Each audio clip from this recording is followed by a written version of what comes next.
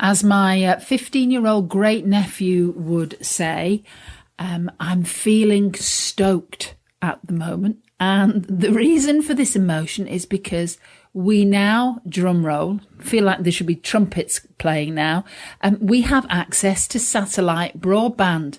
And life has suddenly become so much easier. And that's sort of the subject of today's podcast, but it's around marketing and it's around need versus want selling and what finally pushed us into investing in satellite broadband. So let's see you on the other side. Welcome to the Recruitment Marketing Podcast with Denise Oyston and Sharon Newey. Marketing can transform the growth of your recruitment business and faster than most people realise. So join in now as we discuss how marketing can generate more clients and increase your talent pool. So, satellite broadband, sales and marketing your recruitment company, what do they have in common? Well, let me tell you a little bit of a story. I'm a very happy person at the moment because we've just invested in satellite broadband. But first of all, intro from me. This is Denise from superfastrecruitment.co.uk. You can gain access to this through iTunes. If you just Google the Recruitment Marketing Podcast, you can always find us. If you're on our website, on the blog, useful to do that because we always put a transcription so you can read this if you prefer. So, the story of satellite broadband. As some of you may know, we are very blessed to live and work in the Lake District. None of our clients are anywhere near us. They're most of them in London and Scotland and various other places like that. And we live in a beautiful area. Unfortunately, that also can have challenges when it comes to technology. For instance, there's only really one service provider that you can have your mobile phone through. And I think I've mentioned that in another podcast before. That's Vodafone. And also the internet can be a bit strange sometimes. And depending on the time of day, if you're working very early in the morning, it's not too bad. Whereas if you start to work a little bit later on in the day, then it's almost impossible to get really good internet access. However, hallelujah, something happened. Technology moved on, things advanced, and just a few short weeks ago, I saw an advert, very well written advert for broadband through a satellite dish. Now, I remember years ago in my corporate life when the internet first came alive and people needed to have access, then the organisation that I was part of, unfortunately, were a bit concerned that I was one of their senior managers and I didn't have access to the internet. So they were debating getting a satellite dish for me. However, once they realised that it was going to cost quite a few grand, they decided that maybe not, they would wait. And now, of course, the price has come down. But what is amazing is it can totally transform your life, as I have discovered since the back end of last week when we finally made a decision to invest in having a satellite dish. Now, it wasn't something we did lightly. For many, many years, I have been very frustrated at the internet service provision that we've had, the fact that it's very challenging to upload files, to share files with clients and all that sort of thing. So obviously wanted internet, great internet connection and access for some time. However, suddenly there was a flick, and that flick was that this moved from a want to a need. Our business is growing. It's been growing at an exponential rate. We provide a number of services for clients, some of which is running webinars, moving files across from one to another, doing podcasting for our clients as well. So it became a real need.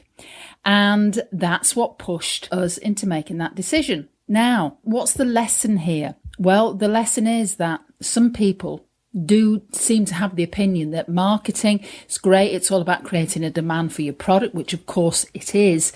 However, you need to make sure that you are marketing to people's wants and people's needs. If you Google online anything to do with creating a demand for your product, then people will often talk about need versus want marketing and how you can create a demand for your product, create raving fans, really tap into people's different buying emotions. And there's a previous blog post where we've talked about that. You can go and have a look at the different emotional drivers that people have when they come to buying. But that is true. People do buy on emotion and they justify on logic. But it's remembering that people also get to a point where they really need something. They are desperate for something.